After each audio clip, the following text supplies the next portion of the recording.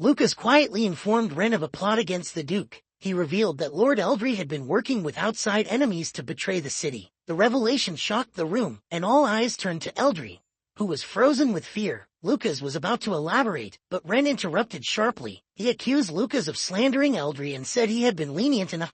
Malcolm, however, wasn't satisfied. His irritation grew as he reminded Eldry that even the Grand Duke spoke respectfully to the Mages Guild. Eldry, pleased with Malcolm's anger, celebrated inwardly. He believed Ren had given him the perfect chance to win over the guild, something he hadn't been able to do before. Falling to his knees with wail, Lucas pleaded for Ren's mercy. He begged for forgiveness, offering all his possessions to spare Whale's life. It was then that Whale realized his mistake. He remembered his father's advice to befriend the Duke's son, and fear crept in as he understood Ren's identity.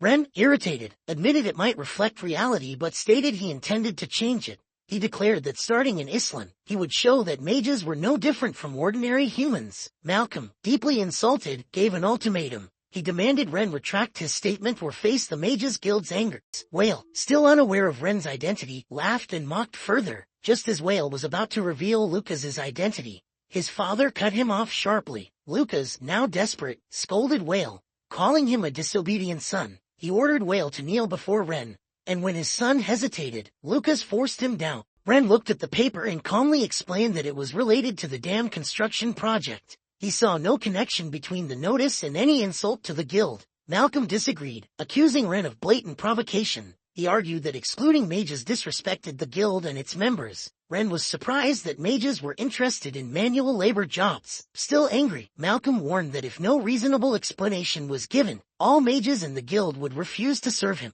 Ren, smiling, assured Eldry of his trust. But secretly, Ren used his system to analyze Eldry's attributes. Among ordinary stats, he noticed the trait of greed and a loyalty level of only 15. Ren decided Eldry, like Lucas, would eventually be dealt with. For now, he would use Eldry's resources to further his plan. Ren sighed, recognizing the need to address the root of the problem. Eri then mentioned someone who might be able to help but warned that this individual was eccentric. She provided an address, and Ren decided to investigate. Ren and Leia arrived at a large mansion, which Eri had identified as the home of Selena, the former president of the Mage Association.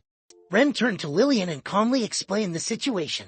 They're not sick, they're cursed. After realizing the workers were cursed, Ren surveyed the site, thinking about his next move. He decided to test his new skill, geological survey. Initially, he planned to use this skill during the dam's construction. Ren quickly headed to the construction site. Upon arrival, he observed the workers himself. Their lethargy was clear. To understand better, Ren used his system abilities to analyze their stats. On the surface, everything seemed normal, but he noticed one key anomaly. All the workers were under a curse. Ren turned to Lillian and calmly explained the situation. Ignoring her father's remarks and the townsfolk's jeers, Lillian declared she would register for the dam project. The recruiter, a young man handling the registrations, stayed calm despite the crowd's skepticism. Turning to Lillian's father, he invited him to work on the dam but said Lillian couldn't participate. Eri nodded confidently and began examining the man.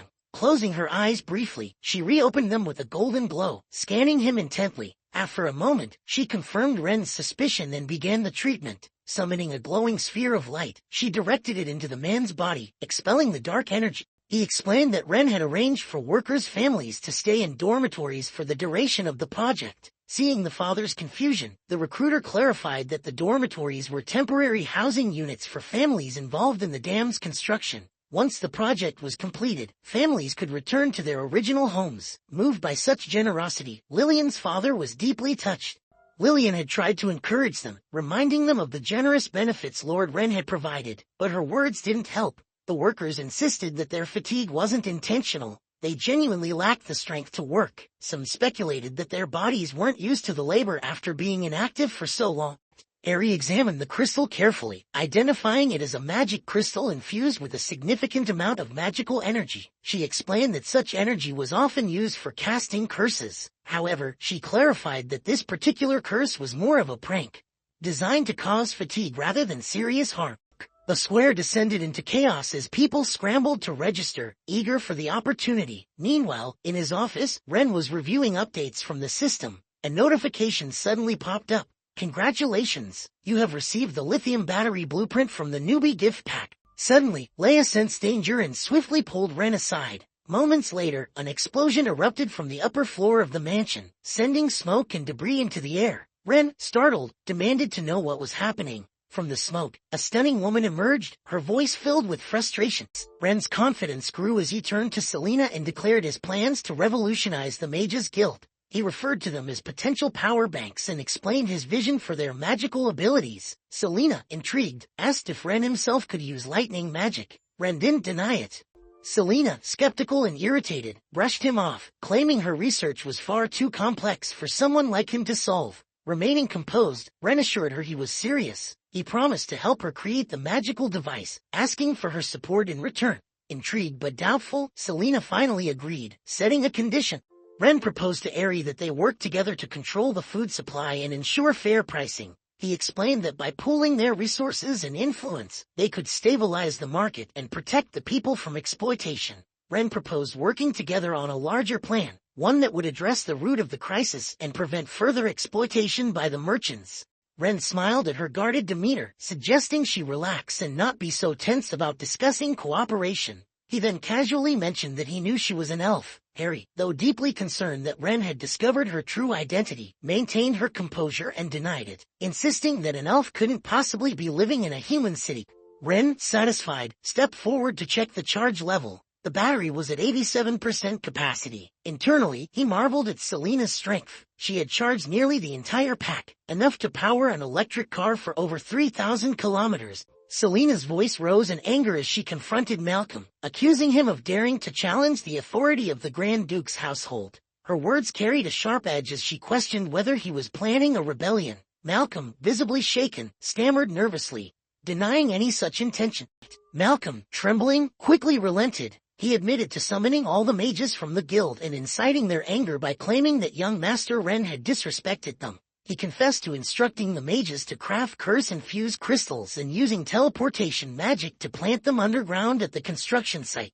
To her surprise, the device absorbed her energy without any issues. Curious, she increased the output, yet the battery remained stable. Selena, shocked, demanded to know why the device hadn't exploded. Ren smirked and teased her, suggesting that her magical power wasn't as impressive as she thought.